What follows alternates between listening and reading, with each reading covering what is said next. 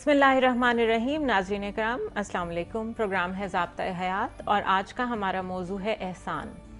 آج ہم یہ ڈسکس کریں گے کہ احسان کیا چیز ہے.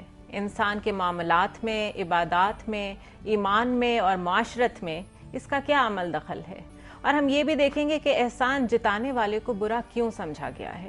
ڈاکٹر خالد ظہیر ہمارے ساتھ ہیں اور بغیر ڈیلے کے ہم گفتگو کا آغاز کرتے ہیں. السلام علیکم ڈاکٹر صاحب. وعلیکم السلام. ڈاکٹر صاحب، احسان کے جو معنی ہیں وہ کئی مختلف ڈائمنشنز میں یوز ہوئے ہیں. اس کا جنرل مطلب کیا ہے اور ایمانیات، معاشرت، ان چیزوں کے ساتھ اس کا کیا تعلق ہے؟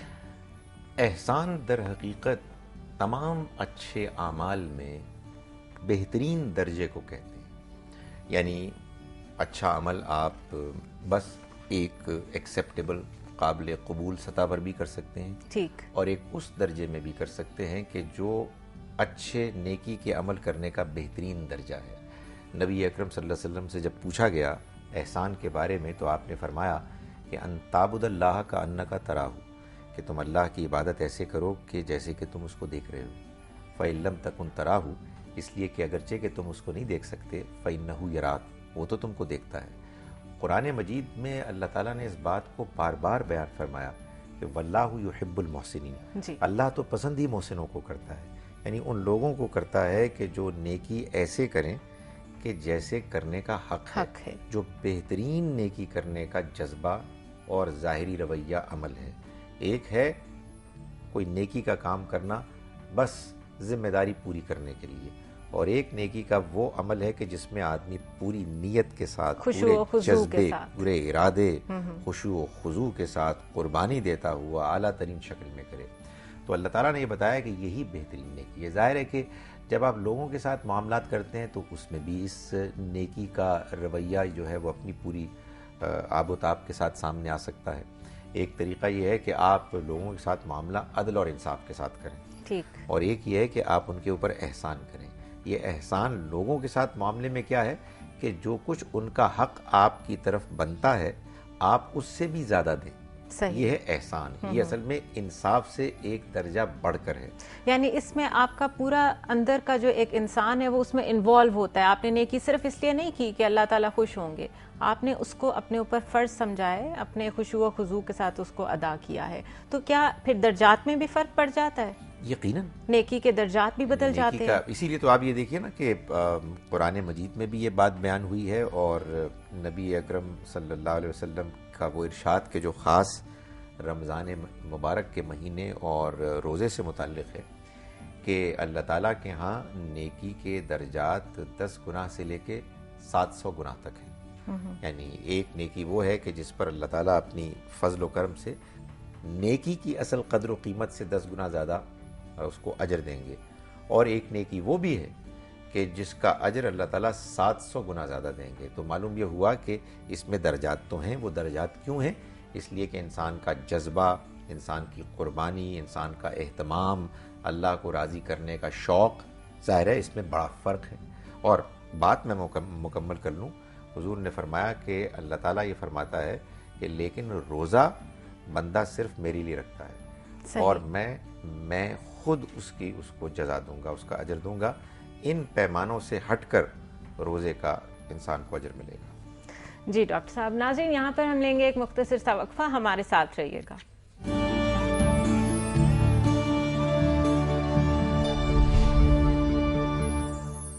ویلکم بیک ناظرین. ضابطہ حیات میں ہم احسان کا ٹاپک آج ڈسکس کر رہے ہیں.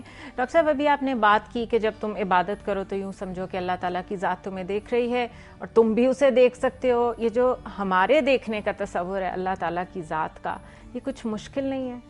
نہیں، یہ تو حدیث مبارکہ میں خود بتا دیا ہے کہ اس کو حاصل کرنے کا طریقہ یہ ہے کہ تم اپنے اوپر یہ کیفیت طاری کرو کہ اگرچہ کہ تم اس کو نہیں دیکھ سکتے مگر وہ تو تم کو دیکھتا ہے. تو گویا کہ آپ مثال کے طور پر نماز کے لیے کھڑے ہوں اور اپنے آپ کو یہ سمجھائیں کہ میں اب اس ذات کے سامنے کھڑا ہوں کہ جو مجھے دیکھ رہا ہے، اور یہ ایک حقیقت ہے. تو جب آپ اس کیفیت میں نماز پڑھیں گے تو آپ کو روحانی طور پر اللہ تعالیٰ یہ توفیق دے گا کہ آپ اپنی نماز اور عبادت میں یہ محسوس کریں گے کہ گویا کہ آپ اللہ کو دیکھ رہے ہیں. اس مادی آنکھ سے نہیں، بلکہ اندر کی روحانی روح کی آنکھ سے، جس میں انسان کو یہ احساس ہوتا ہے کہ جب میں پکار رہا ہوں اپنے رب کو تو میرا رب مجھ کو سن رہا ہے، جب میں اس سے دعا کر رہا ہوں تو وہ میری دعا کو سن رہا ہے، جب میں اس سے معافی مانگ رہا ہوں تو وہ میری معافی مانگنے پر مجھ کو معاف کر رہا ہے۔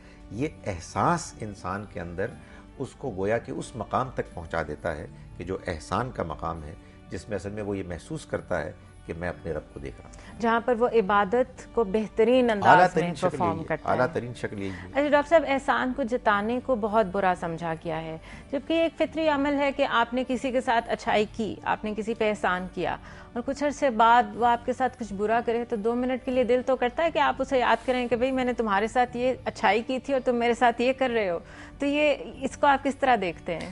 دیکھیں، ایک چیز ہوتی ہے جس کو کہتے ہیں ظرف۔ انسان کا اگر ظرف بڑا ہونا تو وہ کبھی احسان نہ جتلائے۔ یعنی ایک پیالہ ہے، اس میں اگر گنجائش ہی کم ہے تو ظاہر ہے کہ اس کی گنجائش سے زیادہ اگر آپ پانی ڈالیں گے تو باہر چھلکنے لگے گا۔ بالکل اسی طرح سے اگر انسان کے اندر ظرف ہی کم ہے اور اس نے کسی کے اوپر احسان کیا ہے اور اب اس سے زیادہ اس کے پاس نیکی کی گنجائش ہی نہیں ہے، تو وہ اپنے کی ہوئی نیکی کو بھی ضائع کر دے گا، اس پر بھی پانی پھیر دے گا۔ تو اللہ تعالیٰ نے یہ چاہا ہے کہ ہم جب کسی کے اوپر احسان کریں تو پھر اس کو جتلائیں نہ، اور قرآن مجید میں یہ باقاعدہ بات بیان کی گئی ہے کہ وہ لوگ کہ جو اللہ کی راہ میں خرچ کرتے ہیں اور پھر اپنے خرچ کرنے کے بعد نہ تو احسان جتلا کر اور نہ اذیت دے کے اس کو ضائع کرتے ہیں، ایسے لوگوں کے لیے اللہ کی راہ میں خرچ کرنے کا اجر محفوظ ہے۔ تو معلوم یہ ہوا کہ آپ اپنی اس نیکی کو، اپنے اس احسان کو ضائع کر دیتے ہیں کہ جو آپ نے کسی اپنے غریب بھائی کے اوپر خرچ کرنے کے نتیجے میں نیکی کی، لیکن اس نیکی کے کرنے کے بعد آپ لوگوں کو دکھا رہے ہیں اور آپ اس پر احسان جتلا رہے ہیں اور آپ اس کو تنگ کر رہے ہیں۔ یہ وہ اچھا ڈاکٹر صاحب، اگر آپ لوگوں کو نہیں بتا رہے، صرف آپ کے اور اس انسان کے بیچ کا معاملہ ہے کہ کبھی آپ نے اس نیکی کا تذکرہ کر دیا، تو یہ احسان جتانے میں آئے گا؟ یہ بھی احسان جتلانے میں آئے گا، اور اس کے نتیجے میں بھی اس کا خدشہ ہے کہ آپ کے اعمال ضائع ہو جائیں، اکارت جائیں۔ اس لیے یہ ضروری ہے کہ جہاں آپ نیکی کریں وہاں نیکی کو محفوظ بھی کریں، اور نیکی کو محفوظ کرنے کا مطلب یہ ہے کہ آپ اس بات کو انشور کریں کہ اگر آپ نے کسی کے ساتھ نیکی کی ہے تو اس کو مت جتلائیں۔ اور یہ اصل میں چیز پیدا ہوتی ہے انسان کی کے اندر اللہ پر ایمان کے نتیجے میں، آخرت پر ایمان کے نتیجے میں، کہ انسان یہ طے کرے کہ میں یہ نیکی کر رہا ہوں۔ قرآن مجید کے الفاظ ہیں کہ میں تم سے نہ جزا مانگتا ہوں اور نہ شکر گزاری مانگتا ہوں، لا نرید منکم جزاء ولا شکورا، نہ ہم جزا مانگتے ہیں تم سے اور نہ ہی ہم توقع کرتے ہیں ہم تم سے شکر گزاری کے الفاظ کی۔ ناظرین ہمارے ساتھ رہیے گا، ایک مختصر سا وقفہ لیں گے۔